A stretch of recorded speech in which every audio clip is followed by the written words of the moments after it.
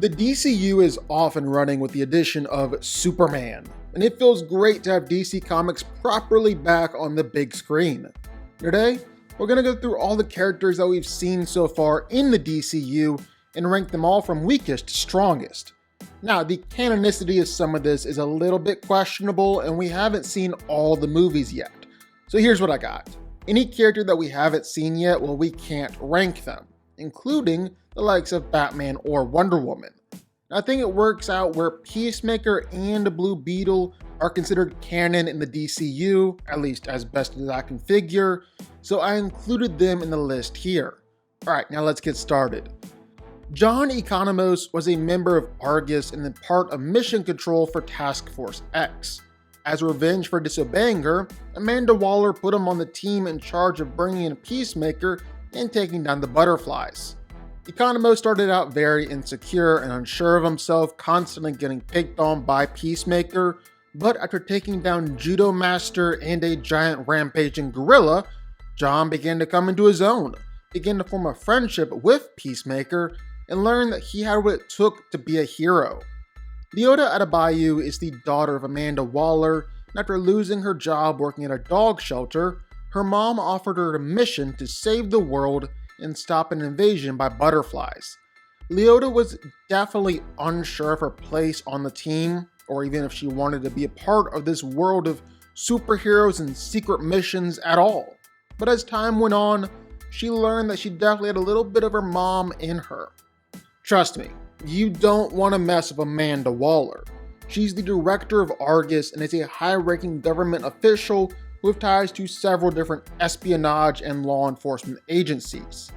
But she also tends to act as a rogue or a wild card, playing by her own set of rules as the commanding officer for the Suicide Squad and the Creature Commandos. Nina was born with a severe lung condition that forced her to live with an oxygen machine, until her dad decided that the best thing to do was transform her into a metahuman amphibian. Only thing is, she was mistaken for a monster, and when her dad tried to protect her, well, he was killed and she was arrested for his death. And of course, well, that's how she ended up on the Creature Commandos.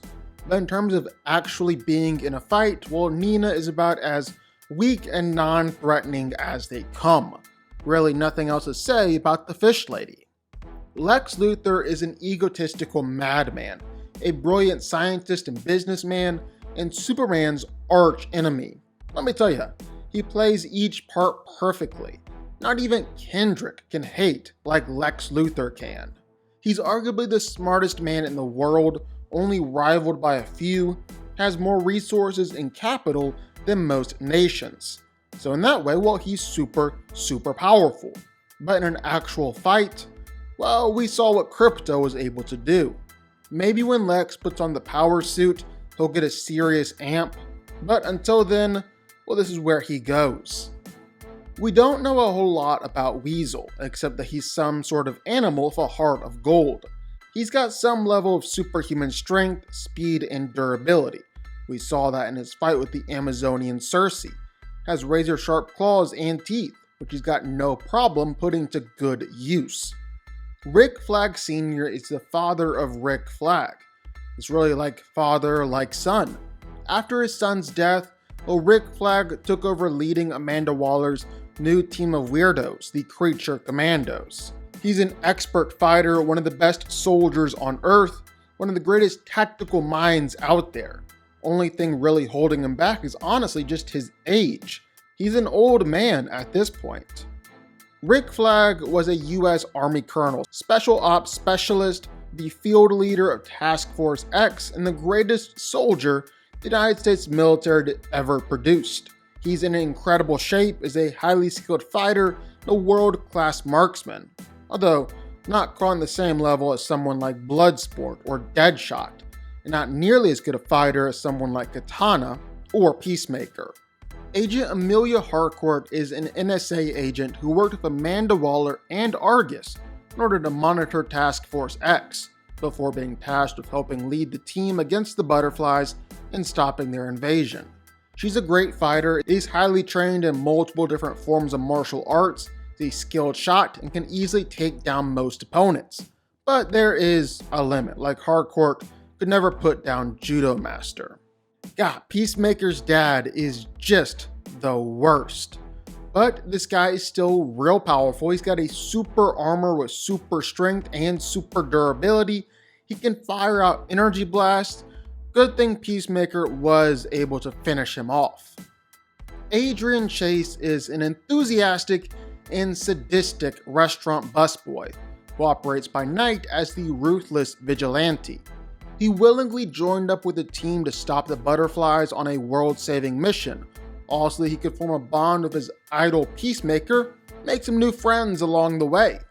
Vigilante might be skinny, but he's got a solid frame, good build, he's pretty strong, and is remarkably tough. You might even think he's got some sort of healing factor, the way he can recover from some attacks. He's also a master fighter, being highly skilled in close combat, exceptionally good at knives and blades, and a very good shot. He just loves killing. Chris Smith, also known as the Peacemaker, is a violent vigilante who believes in achieving peace at any cost, no matter how many people he has to kill for it in the process.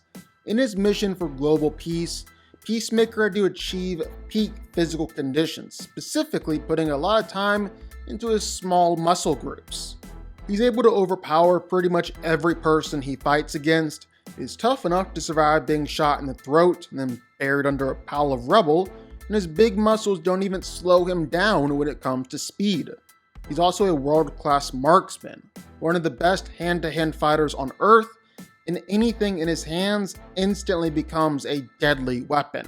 His helmets are also each unique, come with their own special function, ranging from X-ray vision to creating sonic booms. G.I. Robot is just a good old-fashioned Nazi-killing robot built during World War II, before being recruited to the creature Commandos. And because G.I. Robot is, well, a robot, it's got superhuman strength, durability, and it's just a killing machine. Totally and completely willing to bust out the machine guns at a moment's notice.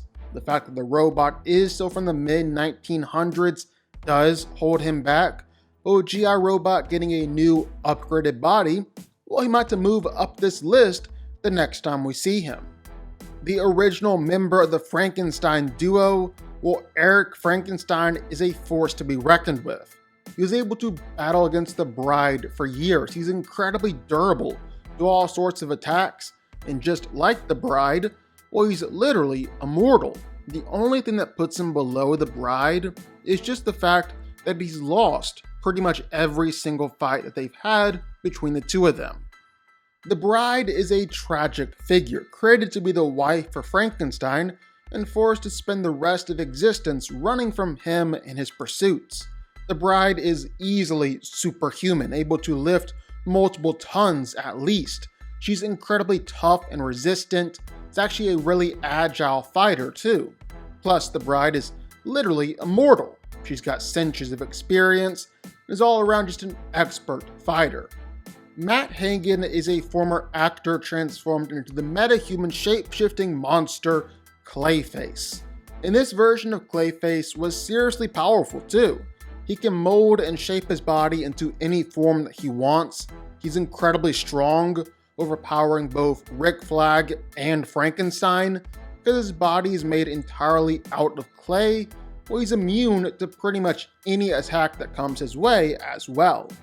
The fact that Dr. Phosphorus and Clayface, for that matter, are both Batman villains is crazy.